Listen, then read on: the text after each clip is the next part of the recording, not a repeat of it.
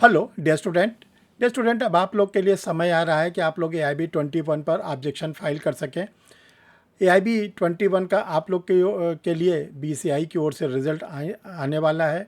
तो रिज़ल्ट के पहले आप लोग ये प्रिपरेशन कर लीजिए किन किन क्वेश्चन पर हमको ऑब्जेक्शन फाइल करना है, और जो ऑब्जेक्शन फाइल करना है उसके पास आपके पास रीज़नेबल रीज़न होना चाहिए, पूरा ग्राउंड होना चाहिए, ताकि जब आप उस पर ऑब्जेक्शन फाइल करें तो उस पर BCI का ध्यान जाए कि हाँ ये सच में इस और गलती हुआ है। तो आज आपको इस वीडियो में बताया जाएगा कि ऐसे कौन कौन से क्वेश्चन हैं जिस पे आप ऑब्जेक्शन फाइल कर सकते हैं, जिसको आप डिलीट करा सकते हैं। ये नंबर आप लोग को जो क्वेश्चन डिलीट होते हैं, फिर मेरिट जो होती है उतने क्वेश्चन को हटा के बनाई जाती है। ये बहुत ज़रूरी होता है आप लोगों के लिए इस ऑब्जेक्शन को उठाना। तो dear student, I am Harsh Bihari Shrivastava, law experts, Pariksha refresher, online law classes from Allahabad. चलिए आज आप लोग इन 5 क्वेश्चन के साथ हम लोग डिस्कस करेंगे। तो हमारे पास जो बुकलेट है आप लोग के लिए, वो बुकलेट है डी वाली। डी क्या नाम है, बुकलेट हमारे पास है, और डी बुकलेट के अकॉर्डिंग ही हम क्वेश्चन को आप लोग के सामने एक एक करके डिस्कस करते जा रहे हैं। जिन लोगों ने परीक्षा रिफ्रेशर के यूट्यूब चैनल को नहीं सब्सक्राइब किया, सब्सक्राइब कर लें, घर बैठे सारे वीडियोस को आप प्राप्त करें। तो डियर स्टूडेंट, चलिए हम लोग एक एक करके देखते हैं। AIB 21 पर हम लोग बुकलेट डी के बेसिस पर ऑब्जेक्शन फाइल करेंगे और उस क्वेश्चन को कोशिश करेंगे कि डिलीट कराया जाए।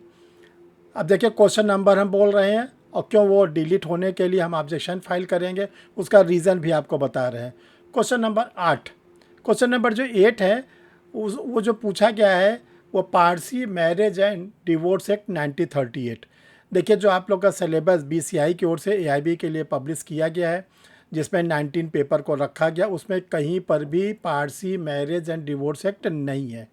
उसमें कहा गया है family law, Hindu law, Mohammedan law, और हिंदू लॉ मोहम्मडन लॉ से ही क्वेश्चन बराबर आप लोग के लिए पूछे जा रहे हैं। तो ये जो क्वेश्चन है ये ध्यान रखिएगा आउट ऑफ सिलेबस है, क्योंकि AIB का तो वैसे भी बहुत बड़ा सिलेबस है। ओल्ड क्रिमिनल लॉ भी पूछा जा रहा है, न्यू क्रिमिनल्स लॉ भी पूछा जा रहा है, कॉमर्शियल लॉ पूछा जा रहा है, कंपनी लॉ पूछा जा रहा है, टैक्सेशन पूछा जा रहा है, इनकम टैक्स पूछा जा रहा है, CPC, civil law, criminal law सब पूछा जा रहा है। तो कहाँ से आप उसका क्या करेंगे, आउट ऑफ सिलेबस को पढ़ेंगे, और उसका बेयर एक्ट भी आप नहीं ले जाएंगे, क्योंकि आपको मालूम है कि हम वो सिलेबस में है नहीं। तो इस पर आप ऑब्जेक्शन फाइल कर सकते हैं। दूसरा dear student, question number 14, question number 14 dowry provisions act 1961 से पूछा गया है। देखिए जो सिलेबस पब्लिश किया गया उसमें डाउरी प्रोविज़न एक्ट नहीं है। तो जब आपके सिलेबस में नहीं है तो आप डाउरी प्रोविज़न एक्ट का बेयर एक्ट भी अपने साथ नहीं ले गए थे। क्यों ले जाएंगे जब सिलेबस में नहीं है? तो उससे क्वेश्चन जो पूछा गया ये आउट ऑफ सिलेबस है। इस पर भी ऑब्जेक्शन फाइल हो, तगड़ा ऑब्जेक्शन फाइल हो, BCI का ध्यान आकर्षित करिए, और फिर अगर BCI से सहमत होता है तो इसको क्या करेगा, क्वेश्चन को डिलीट करेगा। इसी में हम लोग आगे बढ़ते हैं। क्वेश्चन नंबर 16 CPC से है। CPC से जो ये क्वेश्चन पूछा गया है, देखिए इसका सही आंसर है रिजेक्शन ऑफ द प्लेंट। ये ऑर्डर 7 रूल 11 से जुड़ा हुआ है। ऑर्डर 7 रूल 10 में 11 में रिजेक्शन वर्ड यूज़ किया गया, न कि डिसमिस। तो इसलिए ध्यान रखिएगा, इस पे भी हम लोग तगड़ा ऑब्जेक्शन फाइल कर सकते हैं। और ये क्वेश्चन का जो ऑप्शन है उसमें गलत लिखा गया है। ये भी बहुत अच्छा ग्राउंड आप लोग के लिए मिलेगा। फिर हम लोग आते हैं क्वेश्चन नंबर 89। देखिए क्वेश्चन नंबर 89 है डाउरी प्रोविज़न एक्ट से पूछा गया 1961। डाउरी प्रोविज़न एक्ट आपके BCI के द्वारा जो सिलेबस प्रिस्क्राइब किया गया है AIB के एग्ज़ाम के लिए उसमें नहीं है। तो जब वो सिलेबस में नहीं तो उसका बेयर एक्ट भी हम नहीं ले गए, और बेयर एक्ट के साथ साथ पहले से हमने उसकी कोई तैयारी भी नहीं किया था। तो वो क्वेश्चन क्यों पूछा गया जब सिलेबस में नहीं है? तो इसलिए ये आउट ऑफ सिलेबस होने के कारण इस पर भी ऑब्जेक्शन फाइल होगा, ताकि ये क्वेश्चन भी डिलीट कराया जा सके। एक क्वेश्चन और हम लोग सॉल्व करेंगे। देखिए हम आपको बार बार बता रही है बुकलेट नंबर डी है, तो बुकलेट नंबर डी के अकॉर्डिंग हम अपनी बातों को आपके सामने रख रहे हैं। क्वेश्चन नंबर 99, देखिए क्वेश्चन नंबर 99 जो पूछा गया है uniform civil code rules Uttarakhand 2025। देखिए पहली बात, हम लोग के सिलेबस में स्टेट के लिए कोई सिलेबस नहीं है, और न करंट टॉपिक को लेके कोई सिलेबस है।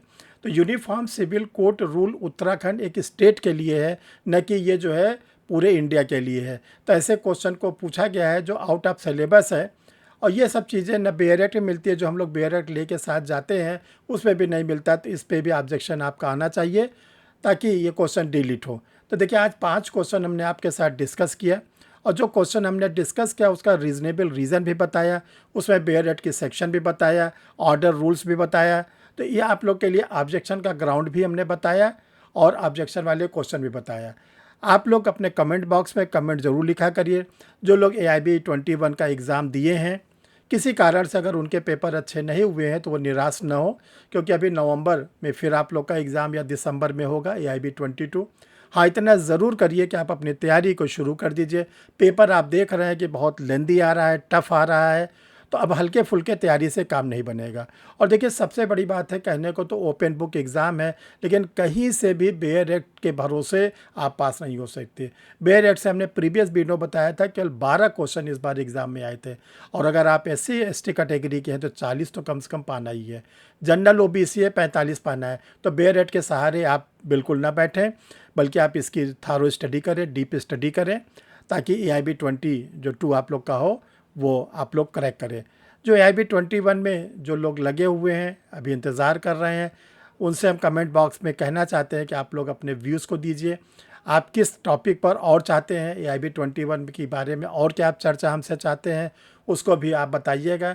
तो उस पर भी आप लोग के लिए हम एक अच्छा सा वीडियो बनाएंगे, ताकि आप लोग के जो डाउट्स हैं वो क्लियर किए जा सके। Thank you dear student. फिर हम लोग मिलते हैं किसी नए वीडियो के साथ।